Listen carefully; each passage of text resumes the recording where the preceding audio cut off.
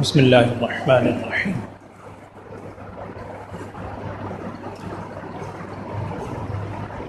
اللہ جل شانہ کا شکر اور احسان ہے کہ وہ ہمیں یہاں حاضری کی توفیق دیتا ہے۔ کل بھی میں نے آپ سے عرض کیا تھا لئن شکرتم لازیدنکم، قرآن کی آیت پڑھی تھی کہ اگر تم شکر کرو گے تو تمہاری نعمتوں میں اضافہ ہوگا۔ الحمدللہ آج آپ نے سورہ کہف کا بقیہ حصہ، سورہ مریم مکمل، حضرت مریم علیہ السلام کے نام، سورہ طٰہٰ مکمل اور سورہ انبیاء اس کے چند رکوع آج آپ نے سنے، اور یہ تقریباً ساری صورتیں ہی مکی ہیں، اس دور کی ہیں کہ جب حضور صلی اللہ علیہ وسلم نے ابھی مدینہ منورہ کی طرف ہجرت نہیں فرمائی تھی۔ اسی وجہ سے اس کے مضامین میں بھی آپ غور کیجئے گا، آپ صلی اللہ علیہ وسلم کو تسلی کے الفاظ ہیں، سابقہ امتوں کے واقعات ہیں، جیسے آج بھی سورہ مریم کے اندر سارا واقعہ ہے، سورہ طٰہٰ کے اندر حضرت موسیٰ علیہ السلام کا واقعہ بہت تفصیل کے ساتھ آج آپ نے سنا ہے۔ سورہ انبیاء نام ہی انبیاء ہے، انبیاء کے مختلف واقعات ہیں۔ سورہ کہف کے بارے میں کل میں نے آپ سے عرض کیا تھا کہ یہ سورہ کہف، آپ نے ساری باتیں حضرات علماء کرام سے سنی ہیں کہ نبی صلی اللہ علیہ وسلم نے ارشاد فرمایا تھا خصوصاً فی زمانہ، یہ جو آج کل زمانہ اب شروع ہو گیا ہے کچھ عرصے سے، ایک عجیب افراتفری ہے، آپ کہہ سکتے ہیں دنیا کا نقشہ ہی بدلا ہوا محسوس ہوتا ہے، اور بہت زیادہ فتنوں کا دور ہے، جب حق اور باطل میں امتیاز بڑا مشکل ہو گیا ہے۔ حدیث میں آتا ہے، صحابہ اکرام کہتے ہیں کہ رسول صلی اللہ علیہ وسلم ہمیں جتنا دجال کے فتنے سے ڈراتے تھے اتنا کسی فتنے سے نہیں ڈرایا۔ اس وقت رسول صلی اللہ علیہ وسلم صحابہ کو بار بار ڈرایا کرتے تھے۔ اب یہاں مفسرین نے ایک وجہ لکھی ہے کہ صحابہ اکرام جو کہتے ہیں کہ ہمیں دجال کے فتنے سے اتنا ڈرایا جاتا تھا، سوچنے کی بات ہے صحابہ بھی جو اتنے ڈرتے تھے وہ موت سے تھوڑی ڈرتے تھے کہ جی دجال آ کے انہیں مار دے گا، موت سے تھوڑی ڈرتے، موت کے لیے تو صبح و شام تیار ہے، موت کے لیے تو صبح و شام جانیں قربان کر رہے ہیں، اور شہید ہونے کی تمنائیں لیے ہاتھوں میں پھر رہے ہیں، موت سے نہیں ڈرتے تھے، بلکہ ڈرتے اس وجہ سے تھے کہ وہ فتنہ اتنا بھیانک ہوگا کہ جب حق اور باطل میں امتیاز کرنا مشکل ہو جائے گا، کفر اور ایمان کو پہچاننا مشکل ہو جائے گا۔ کہنے کی ضرورت نہیں ہے، آج کا دور بالکل وہ دور شروع ہو چکا ہے۔ آج کے دور میں مادیت نے ہمیں اتنا الجھا دیا گیا کہ اللہ تعالیٰ کی ذات پہ سوچ، اللہ کی ذات پہ یقین، اللہ کی طرف رجوع، الامان والحفیظ، وہ بہت پیچھے چلا گیا، ساری چیزیں آگے آگے آتی جا رہی ہیں۔ بس یہ سبب اختیار کرو تو یوں ہو جائے گا، یہ سبب اختیار کرو تو یوں ہو جائے گا، یہ سارے اسباب پہلے بھی تھے، لیکن فتنہ ہے، یہ فتنہ ہونا ہے۔ اس سے بچنے کا طریقہ نبی صلی اللہ علیہ وسلم نے جو سکھلایا ہے وہ سورہ کہف معمول بنائے، ہر شخص کو معمول بنانا چاہیے۔ ایک تو کوشش کریں کہ ہر جمعہ کو کوئی جمعہ آپ کا خالی نہ گزرے، سب بچوں کو خود معمول بنائے، سورہ کہف ضرور پڑھیں۔ اور ہمارے استاد جن سے ہم نے قرآن حفظ کیا، قاری یاسین صاحب رحمۃ اللہ علیہ، آپ میں سے شاید بعض حضرات نے ان کی زیارت کی ہو، بڑا بزرگ آدمی تھے، سادے آدمی، سرگودے کے رہنے والے تھے۔ ان کے چند جملے بڑے یاد ہیں، مار بھی الحمدللہ ہم نے کھائی ہے، ہمیں فخر ہے اس پہ۔ وہ ایک جملہ کہا کرتے تھے کہ جب کوئی امتحان لینا ہو نا، کوئی چند صورتیں تھیں، سورہ یاسین ہے، سورہ ملک ہے، سورہ واقعہ، سورہ مزمل، سورہ کہف، یہاں سے کہیں سنا دیتا تھا نا تو وہ کہتے تھے بزرگا اے تے عورتاں نہیں صورتاں نے، اے تے عورتاں نہیں صورتاں نے، تو جڑاں بن جڑاں کدھر اور سنا۔ یعنی یہ اس زمانے میں مشہور تھا کہ یہ صورتیں عورتوں کو بھی یاد ہوتی ہیں، بچیوں کو یاد کرائی جاتی تھیں۔ سورہ کہف ہے، سورہ یاسین ہے، سورہ مزمل ہے، سورہ ملک ہے، سورہ واقعہ ہے، سورہ رحمان ہے۔ یہ کوئی بہت پرانی بات نہیں میں کہہ رہا کسی دور کے، ہم جب چھوٹے تھے ہم نے خود سنا ہے، وہ یہی کہا کرتے تھے استاد ہمیں کہ بیٹا یہ تو عورتوں کی صورتیں ہیں، اس میں بھی تیری غلطیاں آ گئی، یہ بھی تجھے یاد نہیں، جھنجھوڑتے تھے ہمیں۔ تو جو کل تک بچیوں کو یاد کرائی جاتی تھی کوئی وجہ تو تھی آخر، اب وہ وجہ سامنے آ رہی ہیں، لہٰذا کوشش کریں ہر جمعہ کو دیکھ کے پڑھ لیں، سورہ کہف ہر جمعہ کو تو لازماً پڑھیں۔ دوسری کوشش یہ کریں، چونکہ حدیث میں دونوں الفاظ آتے ہیں، سورہ کہف کی پہلی 10 آیات کے بارے میں بھی ہے، بعض روایات میں آخری 10 آیات کے بارے میں بھی ہے، تو کوشش کریں اس کا پہلا رکوع اور آخری رکوع یہ تو زبانی یاد کریں۔ اور میں نے ایک دفعہ شاید کہیں یہ بات کہی تھی، طریقہ ہوتا ہے یاد کرنے کا، آپ اس سے بہتر طریقہ، آج کل تو ایک موبائل آ گیا ہاتھوں میں، لیکن ایک طریقہ اور ہے، میں بتلا دیتا ہوں اگر آپ کر سکتے ہیں۔ میں نے ایک جگہ کوئی بات بتائی کہ جی یہ یاد کرنی چاہیے، سورہ ملک کی غالباً، وہ ان صاحب نے کہا کہ جی میں نے یہ کیا ہے کہ اس کی فوٹو کاپی کر لی ہے۔ خیر فوٹو کاپی کرنا کوئی مشکل نہیں، آج کل پرنٹ نکالنے کے ایک رکوع کا۔ کہنے لگے میں جس آفس میں بیٹھتا ہوں نا، اس کے شیشے کے نیچے جہاں اور بہت سی سینریز میں نے لگائی ہوئی ہیں، میں نے شیشے کے نیچے یہ لگا لی، نہ اس کو ہاتھ لگانا ہے نہ اس کو ٹچ کرنے کی ضرورت ہے۔ کہنے لگے جب بھی میں بیٹھتا ہوں، ٹیبل پہ تو بیٹھنا ہی میں نے، دن میں 10 دفعہ بیٹھنا ہے، ویسے فضول باتیں کرنی ہے، تو کہنے لگے میں وہاں بیٹھ کے پڑھتا رہتا ہوں، شیشے کے نیچے لکھی ہوئی ہے، صاف نظر آ رہی ہے، نہ اڑتی ہے نہ ہاتھ لگانا ہے۔ یہ طریقہ ہے، کہنے لگے کرتے کرتے مجھے یاد ہو گئی۔ تو سورہ کہف کا پہلا رکوع اور آخری رکوع ضرور یاد کریں، اور انشاءاللہ یاد ہو جائے گا، کوئی مشکل نہیں ہے، اور اس کو نمازوں میں پڑھنے کا معمول بنا لیں۔ جو آپ نے سنتیں پڑھنی ہے نا، سورہ کہف کا پہلا رکوع پڑھ لیا، آخری رکوع پڑھ، کیا مشکل ہے؟ تو یہ سورہ کہف کے رکوع پہلی 10 آیتیں یا آخری 10 آیتیں یہ رسول صلی اللہ علیہ وسلم نے بتلائی ہیں کہ دجال کے فتنے سے حفاظت کے لیے بہترین اکسیر ہے۔ اور بعض کتابوں میں لکھا ہے کہ اگر کوئی ہر جمعے کو پڑھ لے تو آئندہ جمعے تک اس کو دجال کے فتنے سے انشاءاللہ نقصان نہیں پہنچے گا، اور ہر روز 10 آیتیں یا پڑھ لے ابتدائی آخری، تب بھی دجال کے فتنے سے محفوظ رہے گا۔ ہم لپکتے ہیں اسباب کی طرف، وہ تو اسباب کی دنیا ہی اسباب کی ہے، وہ سبب آج ہے کل نہیں ہے، یہ سبب تو وہ ہے جو سب سے سچی ہستی نے صلی اللہ علیہ وسلم نے ارشاد فرمائے ہیں، تو ہمیں ان اسباب کی طرف بھی کوشش کرنی چاہیے۔ تو کوشش کریں سورہ کہف پڑھنے کا ہر جمعے کو معمول بنائیں۔ ویسے بہت فضیلت ہے، آپ نے ساری باتیں سنی ہوں گی کہ پچھلے جمعے سے اس جمعے تک گناہ معاف ہو جاتے ہیں، آسمان تک ایک نور ہوتا ہے، وہ سارے احادیث میں ہیں۔ تو آپ اس سورہ کہف کو پڑھنے کا معمول بنائیں۔ اب جب آپ ہر جمعے پڑھیں گے انشاءاللہ بیشتر آیتیں خود بخود یاد ہو جائیں گی، اور کم از کم پہلی 10 آیتیں اور آخری 10 آیتیں یہ تو ضرور زبانی یاد کریں۔ اللہ اس پر ہمیں عمل کی بھی توفیق دے۔ ایک بات اس سورہ کہف کے اندر، کل میں نے آپ کو واقعہ سنا دیا تھا کہ ایک سوال تھا، وہ مشرکین مکہ گئے تھے اہل کتاب سے، انہوں نے سوال کیا تھا کہ 3 سوال بتاؤ، وہ سارے اس میں آئے ہیں۔ میں نے صرف ایک بات عرض کرنی ہے، واقعہ سنانے کا نہ وقت ہے نہ کوئی ضرورت ہے، وہ آپ کو سارے واقعات پتہ ہیں، آپ خود پڑھ لیجئے گا۔ حضرت خضر علیہ السلام کا، موسیٰ علیہ السلام کا پورا واقعہ، آج بھی کچھ حصہ آج آپ نے سنا اور باقی حصہ کل تھا، ذوالقرنین کا واقعہ، اصحاب کہف کا واقعہ سنانا مقصد نہیں ہے۔ حضرت خضر علیہ السلام کا جو واقعہ ہے اس میں ایک بات سمجھنے والی ہے، حکمت کے طور پر کتابوں میں نقل کی گئی ہے، آپ کے علم میں ہے وہ واقعہ ہے کہ حضرت موسیٰ علیہ السلام نے، وہ ایک دفعہ کسی نے پوچھا کون سب سے بڑا عالم ہے، علم رکھتا ہے، اور ظاہری بات ہے جواب صحیح تھا، وقت کے نبی سب سے زیادہ علم رکھتے ہیں۔ موسیٰ علیہ السلام نے کہا میں سب سے زیادہ علم رکھتا ہوں۔ اللہ تعالیٰ کی طرف سے وحی آ گئی کہ ایک اور ہستی بھی ہے جو آپ سے زیادہ علم رکھتی ہے۔ موسیٰ علیہ السلام کو خواہش ہوئی کہ اللہ تعالیٰ اس تک پہنچا، پھر اللہ کی طرف سے وہ سارے اسباب بنے کہ آپ وہ لے کر نکلیں، مچھلی لے کر جائیں جہاں وہ بچی، وہ سارے واقعے قرآن میں آپ پڑھیں، 15ویں پارے کا آخر 16ویں کا شروع۔ اس پورے واقعے کے اندر 3 چیزیں ہوئی تھیں جس پہ موسیٰ فنطلقا، پھر چل پڑے۔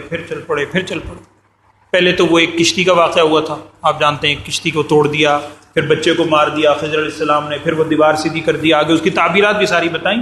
کہنے کا مطلب یہ ہے کہ یہاں جو نقطہ لکھا ہے علماء نے وہ یہ ہے کہ دیکھیں ان تینوں واقعات کے اندر سمجھانا یہ مقصد تھا، اور ہمیں اس چیز کو سمجھنا ہے۔ ایک چیز وہ ہے جو ہمیں نظر آ رہی ہے اس وقت، ہم اپنے حوالے سے سوچیں دنیا میں کیا ہو رہا ہے۔ اکثر لوگ سوال کرتے ہیں کہ جی وہ تو معصوم بچہ تھا، کوئی اگر خدا نخواستہ زلزلہ آیا، کچھ آیا، اس پہ کیا قصور تھا، چلو اللہ کی طرف سے پکڑتی، وہ تو معصوم ہے، اس کے کیا گناہ تھا، اس پہ کیوں لپیٹ میں آ گیا۔ تو ہمیں سکھانا یہ مقصد تھا کہ دیکھو ایک سرکل وہ ہے جو تمہارے ذہن میں آتا ہے، اس کی یہ وجہ، اس کی یہ وجہ، یہ صحیح، یہ غلط، یہ اچھا، یہ برا، اور باقی بتایا ہوا ہے۔ لیکن اللہ رب العالمین ہے، وہ صرف رب المسلمین نہیں ہے، سارے جہان کو وہ چلا رہا ہے. اس کے پیچھے اس کی حکمتیں کیا ہیں یہ ہمیں نہیں پتہ. وہ ایک دو حکمتیں خضر علیہ السلام کے ذریعے موسیٰ علیہ السلام کو اور موسیٰ علیہ السلام کے ذریعے انسانوں کو، امت والوں کو بتا دی گئی. جب بھی کبھی ذہن میں ایسا شبہ آنے لگے نا، فوراً اس واقعے کو پڑھیں کہ یار یہ واقعہ تو قرآن نے شاید اسی لیے بیان کیا، یہ شاید ہمیں جھنجھوڑنے کے لیے تھا کہ دیکھو کل کو اگر شیطان برگلانے لگے کہ جی اس میں کیا فائدہ تھا، اس میں کیا مقصد تھا، اس کے کیا قصور تھا، تو یہ پڑھو. قصور تو کوئی نہیں تھا، لیکن وجہ کیا ہے؟ وجہ دے کے آنکھیں کھل جاتی ہیں کہ بابا سبحان اللہ، باقی ایسا ہونا چاہیے. تو یہ ایک طرح سے قرآن میں چونکہ رہتی دنیا تک انسانوں کو ہر دور کے اندر اس میں سے سبق سیکھنا ہے. ہمیں اس میں سے یہی سبق نکالنا ہے کہ اگر کہیں ایسا ذہن الجھنے لگے تو آپ اس واقعے کو پڑھیں، آپ کو اندازہ ہوگا کہ کیا اللہ تعالیٰ کی حکمتیں ہوتی ہیں. اور بعض اوقات دنیا میں بھی وہ حکمت انسان کے سامنے آ جاتی. ایک اس انداز میں عرض کر رہا تھا، آپ اس کو دیکھیے گا. اس کے بعد آپ نے پڑھی ہے سورہ مریم. سورہ مریم کے اندر یہ آپ کے علم میں ہوگا، میں مختصراً عرض کر دیتا ہوں. اس کا جو ابتدائی حصہ ہے سورہ مریم کا، یا بلکہ آگے تک، اس کا نزول ہوا ہے ہجرت حبشہ کے موقع پر. ہجرت حبشہ کے کچھ بعد یا کچھ حصہ پہلے کچھ بعد یہ بھی، اور سورہ طٰہٰ اگلی وہ بھی تقریباً اسی وقت.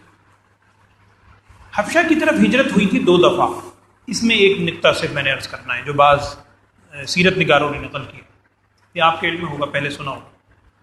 مدینہ منورہ کی طرف ہجرت ہوئی ہے سن 10 میں جا کر، 13 نبوی میں جا کر، نبوت کے 13ویں سال.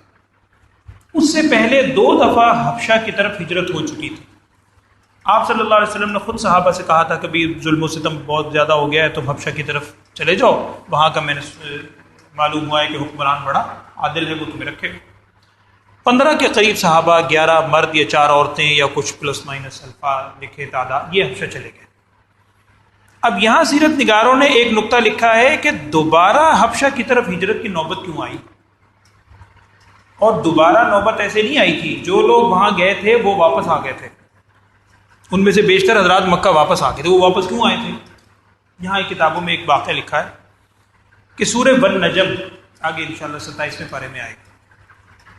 سورہ والنجم کی ایک مرتبہ آپ صلی اللہ علیہ وسلم تلاوت فرما رہے تھے حرم میں، کیونکہ مکی صورت مکہ مکرمہ کے.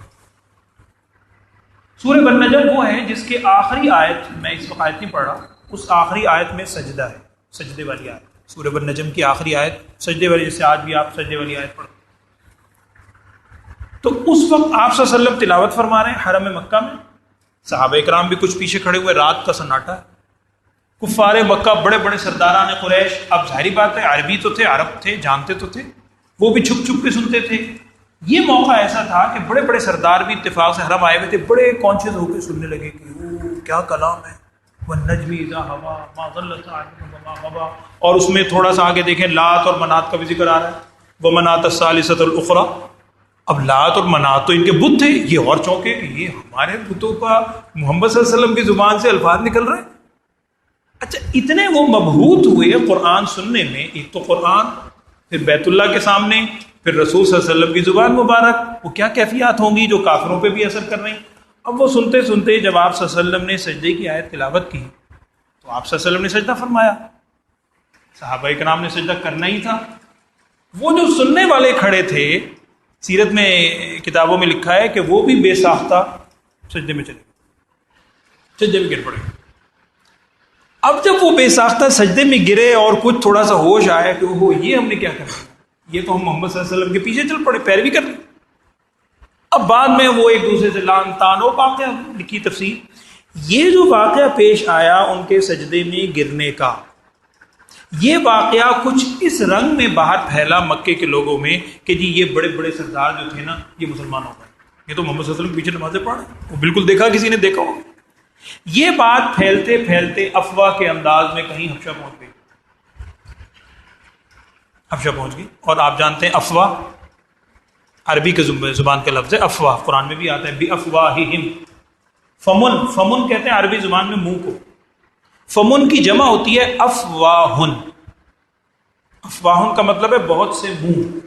جس بات میں بہت سے منہ انوالو ہو جائے، میں نے آپ سے کہا، آپ نے تیسرے سے چوتھے سے کئی منہ انوالو ہوئے، افواہ بن گئی.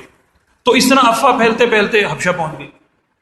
حبشہ والوں کو جب معلوم ہوا کہ جی وہ مکے کے تو بڑے بڑے سردار تو مسلمان ہو گئے، اب انہوں نے کہا کہ جو مقصد تھا یہاں سے آپ صلی اللہ علیہ وسلم سے دور ہونے کا وہ ختم، اب سکون ہو گیا ہوگا۔ اب آج کا دور تو نہیں تھا کہ وہ فون کر کے کوئی کنفرم کرتے۔ بہرحال وہ مکے کے لوگ واپس حبشے سے واپس آ گئے۔ جب مکہ مکرمہ کے قریب پہنچے تو معلوم ہوا کہ وہ افواہ تو غلط تھی اور ظلم و ستم تو اسی طرح جاری ہے، لیکن چونکہ مکے پہنچ چکے تھے، یہ آئے، آ کر وہاں کے حالات بتائے سارے کہ بڑے سکون سے پھر دوبارہ سے ہجرت ہوئی حبشہ کی طرف۔ اور اس دوبارہ ہجرت میں مکے والے پہلے سے چوکنے تھے، اس یعنی ہجرت کے اندر پیچھے پیچھے وہ بھی حبشہ تک پہنچ گئے۔ پھر وہ سارا واقعہ پیش آیا کہ شاہ نجاشی کے سامنے وہ سارا کلام ہوا اور حضرت جعفر ابن ابی طالب رضی اللہ تعالیٰ عنہ انہوں نے وہاں پر پھر سارے وہ الفاظ کہے، تقریر کی، اور یہی سورہ مریم جو آج آپ نے سنی ہے، اس سورہ مریم کی ابتدائی آیات کی تلاوت کی تھی حضرت جعفر ابن ابی طالب رضی اللہ تعالیٰ عنہ نے۔ اور جعفر ابن ابی طالب رضی اللہ تعالیٰ عنہ میں ایک واقعہ آپ کے علم میں ہوگا، حضرت علی رضی اللہ تعالیٰ عنہ کے بڑے بھائی ہیں، لکھا ہے تقریباً 8-10 سال بڑے تھے، اور یہ دونوں بھائی حضرت ابو طالب کے یہ دونوں بیٹے حضرت علی مرتضیٰ رضی اللہ تعالیٰ عنہ، حضرت جعفر ابن ابی طالب رضی اللہ تعالیٰ عنہ۔ حضرت علی رضی اللہ تعالیٰ عنہ رسول صلی اللہ علیہ وسلم کی پرورش میں آئے بچپن سے، حضرت جعفر ابن ابی طالب حضرت عباس کی پرورش میں آئے، اور اس کی وجہ سیرت میں یہ لکھی ہے کہ ایک مرتبہ نبی صلی اللہ علیہ وسلم، یہ 40 سال کی عمر سے پہلے کا واقعہ ہے، 40 سال کی عمر میں وہ وحی کا آغاز ہوا، اس سے پہلے ایک مرتبہ رسول صلی اللہ علیہ وسلم حضرت عباس کے پاس گئے، اپنے چچا، کہنے لگے چچا، حضرت یعنی ابو طالب جو دوسرے حضرت عباس کے تو بھائی تھے، کہ ابو طالب کثیر العیال ہیں، ان کے بیٹے بہت ہیں، حالات بھی ذرا تنگ دست ہیں، ہم ایسا کرتے ہیں چونکہ حضرت خدیجہ رضی اللہ تعالیٰ عنہ سے نکاح ہو چکا ہے آپ صلی اللہ علیہ وسلم، خوشحالی کی کیفیت، ہم ایسا کرتے ہیں کہ ایک ایک بچے کو نا اڈاپٹ کر لیتے ہیں۔ ابو طالب کے پاس جاتے ہیں، ایک بچے کو میں لے آتا ہوں، ایک بچے کو حضرت عباس سے تھا آپ لے جائیں۔ حضرت عباس رضی اللہ عنہ بھی تاجر تھے، عطر کے تاجر تھے اس وقت۔ خیر حضرت عباس نے کہا کہ بھتیجے بات تو بڑی اچھی کی تم نے۔ یہ دونوں گئے ابو طالب کے پاس، کہنے لگے جی اس نیت سے آئے ہیں کہ ایک ایک بچے کو آپ ہمیں دے دیں، ہم اپنے پاس رکھیں گے، آپ کا کچھ بوجھ کم ہو جائے گا۔ اس میں آتا ہے کہ حضرت ابو طالب نے کہا، ان کے ایک بیٹے تھے عقیل، انہوں نے کہا عقیل کے علاوہ باقی جس کو بھی تم دو کو لے جانا چاہو لے جاؤ۔ اس طرح حضور صلی اللہ علیہ وسلم حضرت علی رضی اللہ عنہ کو چھوٹی سی عمر میں اپنے ساتھ لیا ہے، حضرت جعفر بن ابی طالب کو حضرت عباس لے گئے۔ بہرحال یہ میں نے ویسے ضمن کیا۔ تو جعفر ابن ابی طالب رضی اللہ تعالیٰ عنہ نے، یہ وہی جعفر ابن ابی طالب رضی اللہ تعالیٰ عنہ ہیں کہ یہ حبشہ میں جب گئے وہ سارا واقعہ ہوا۔ کچھ عرصے کے بعد بعض نے لکھا ہے کہ جب خیبر کی فتح ہوئی، بعد میں کوئی اور موقع لکھا ہے، بہت عرصے بعد جب یہ رسول صلی اللہ علیہ وسلم کی خدمت میں آئے مدینہ منورہ، تو اس وقت آپ صلی اللہ علیہ وسلم نے اتنی خوشی سے ان کا استقبال کیا، اور ایک جملہ آپ صلی اللہ علیہ وسلم نے ارشاد فرمایا تھا کہ جعفر مجھے سمجھ نہیں آ رہی کہ مجھے غزوے میں فتح ہونے کی زیادہ خوشی ہے یا تیرے واپس آنے کی زیادہ خوشی ہے۔ جعفر ابن ابی طالب سیدنا رضی اللہ تعالیٰ عنہ، انہوں نے وہاں تقریر کی تھی نجاشی کے سامنے، جس پر آخر میں نجاشی نے تنکا اٹھا کے کہا تھا، وہ آپ نے واقعہ سنا ہے کہ جو کلام تم سنا رہے ہو اور جو کلام حضرت عیسیٰ علیہ السلام پر اترا تھا اس میں اس تنکے کے برابر بھی فرق نہیں۔ اور پھر یہ سارے کے سارے وہاں رہتے۔ یہ سورہ مریم کی آیات ہیں، آپ پڑھیے گا، حضرت مریم علیہ السلام کا واقعہ بھی ہے اور سارا۔ ایک بار سورہ مریم کے حوالے ہی سے آپ کو عرض کر دیتا ہوں، آج آپ نے آیت سنی ہے، حضرت مریم علیہ السلام نے کیا الفاظ کہے تھے؟ انی نذرت للرحمن صوما، یہ صوم، یہ جو آج کل صوم جس کی جمع صیام آپ کہتے ہیں، کتب علیکم الصیام، صوم کی جمع ہے۔ صوم کا لفظی مطلب ہوتا ہے رکنا، صرف رکنا، کسی بھی چیز سے رکنا۔ اب وہاں حضرت مریم علیہ السلام نے کوئی یہ روزہ یہ نہیں رکھا ہوا تھا، اور انہوں نے خود کہا انی نذرت للرحمن صوما، میں نے منت مالی ہے آج کے دن کہ میں صوم کروں گی، رکوں گی۔ آگے قرآن نے کہا فلن اکلم اليوم انسیا، انی نذرت للرحمن صوما فلن اکلم اليوم انسیا، آج میں کسی انسان سے بات نہیں کروں گی۔ تو حضرت مریم علیہ السلام نے گفتگو سے اپنے آپ کو روکا تھا، تو اسی لیے کہا جاتا ہے صوم کا لفظی مطلب ہے رکنا۔ وہ الگ بات ہے، ہم اصطلاحی طور پر کھانے پینے سے اور خواہشات سے رکتے ہیں۔ تو یہ سورہ مریم کے اندر سارے واقعات آج آپ نے سنے ہیں۔ اسی طریقے پر سورہ طٰہٰ کی ایک آیت صرف میں آج آپ کو بتلا دیتا ہوں۔ اس میں اللہ تعالیٰ نے فرمایا ہے کہ یہ جو بخشش ہوتی ہے اللہ کی طرف سے، مغفرت ہوتی ہے، یہ کس کے لیے ہے؟ قرآن کہہ رہا ہے، اس کو ذرا سمجھیے گا۔ قرآن نے 3 شرطیں مال کی، ہم جو کہتے ہیں کہ جی ہماری بخشش ہوگی نہیں، مغفرت ہوگی نہیں ہوگی، ایک تو ہے بندے کو یقین ہونا چاہیے توبہ کر لی مغفرت ہوگی، لیکن قرآن کہہ رہا ہے، آج آپ نے آیت سنی ہے سورۃ طٰہٰ کے اندر ہے وَإِنِّي لَغَفَّارٌ لِمَن تَابَ وَعَمِلَ صَالِحًا ثُمَّ اهْتَدَىٰ، یہ ایسے ہے وَإِنِّي لَغَفَّارٌ لِمَن تَابَ وَعَمِلَ صَالِحًا، آمنت نہیں ہے، وَعَمِلَ صَالِحًا ثُمَّ اهْتَدَىٰ، تین چیزیں کہ یہ مغفرت ہوگی کس کی؟ انی لغفار لمن تابا، جو شخص توبہ کر لے، وعمل صالحا، خالی توبہ نہیں، وعمل صالحا، اور بعد میں اعمال صالحہ اختیار کر لے، ثم اہتدیٰ، پھر اعمال صالحہ ہی کو پختگی کے ساتھ ہدایت کے طور پر عمل کرتا چلا جائے۔ تو خالی توبہ نہیں، اس کے بعد انسان اعمال صالحہ کی کوشش کرے، اس کے لیے ہے انی لغفار، بے شک میں اس کے لیے بڑا غفار ہوں، بڑا اس کو بخشنے والا ہوں۔ ایک آخری بات، آج سورہ توبہ ہی کے اندر آج ایک آیت آپ نے اور سنی ہے، وہ آپ کو یاد ہوگی، یقیناً یاد ہوگی۔ سورہ طٰہٰ کا تیسرا رکوع وہاں سے شروع ہوتا ہے۔ آج آپ نے وہ الفاظ سنے ہیں، منہا خلقناکم وفیہا نعیدکم ومنہا نخرجکم تارۃ اخری۔ بعض کتابوں میں یہ نقل کیا گیا ہے کہ جب میت کو دفن کیا جاتا ہے قبر میں، میت کو دفن کرنے کے بعد آپ نے دیکھا ہوگا لوگ کہتے ہیں کہ جی مٹی ڈال دو، تو اس کا بہتر طریقہ کتابوں میں یہ لکھا ہے کہ آپ دونوں ہاتھوں سے مٹھی بھریں اور 3 مٹھیاں ڈالیں، یہ حق ہے، 3 مٹھیاں ڈالیں، اور اس مٹھی ڈالتے وقت یہ جو آیت ہے اس کو 3 سٹیپ میں پڑھیں۔ منہا خلقناکم، ایک مٹھی، وفیہا نعیدکم، دوسری مٹھی، ومنہا نخرجکم تارۃ اخری، تیسری مٹھی۔ منہا خلقناکم، اسی مٹی سے ہم نے تمہیں پیدا کیا، اللہ تعالیٰ فرما رہا ہے منہا، اسی مٹی سے، خلقناکم، ہم نے تمہیں تخلیق کیا، وفیہا، اور اسی مٹی میں، نعیدکم، ہم تمہیں لوٹا رہے ہیں، اور ومنہا نخرجکم تارۃ اخری، اور اسی مٹی سے ہم تمہیں دوبارہ اٹھائیں گے۔ بعض کتابوں میں یہ بھی لکھا ہے کہ ہر انسان کے ناف میں، اللہ نے ہر انسان کے ناف میں ایک مٹی کا ذرہ رکھا ہے، اور یہ ذرہ اس جگہ کا ہے کہ جہاں مرنے کے بعد اس کے اجزاء جا کر ملیں گے۔ منہا خلقناکم، اسی مٹی سے ہم نے تمہیں پیدا کیا، اسی میں تمہیں لوٹایا جا رہا ہے، اسی سے ہم تمہیں دوبارہ اٹھائیں گے۔ تو سورہ طٰہٰ کے اندر بھی واقعات ہیں بہت، حضرت موسیٰ علیہ السلام کا واقعہ بہت تفصیل کے ساتھ ہے، 1-2 باتیں اور تھیں، اس وقت نہیں وقت رہ گیا، تو انشاءاللہ کسی موقع پہ میں عرض کروں گا۔ میں نے پہلے دن بھی آپ سے عرض کیا تھا کہ یہاں ہمارا مقصد کوئی پورے قرآن پاک کا ترجمہ کرنا یا ایک ایک بات بیان کرنا یا پوری صورت کے مضامین بیان کرنا، یہ ممکن ہی نہیں ہے۔ صرف اس وقتی طور پر میرے ذہن میں بعض اوقات ہوتا ہے کہ میں سوچ کے کچھ آتا ہوں، یہاں آ کر کوئی اور بات ذہن میں آ جاتی ہے، تو جو چیز اس وقت 2-4 باتیں ذہن میں آئی ہیں وہ میں عرض کرتا ہوں۔ عرض کرنے کا مقصد صرف یہ ہوتا ہے کہ ہمیں تھوڑا سا شوق ہو، اور ہم قرآن پاک کو اس مہینے میں بھی، سارا سال بھی، اس کا ترجمہ خود سے پڑھنے کی بھی کوشش کریں۔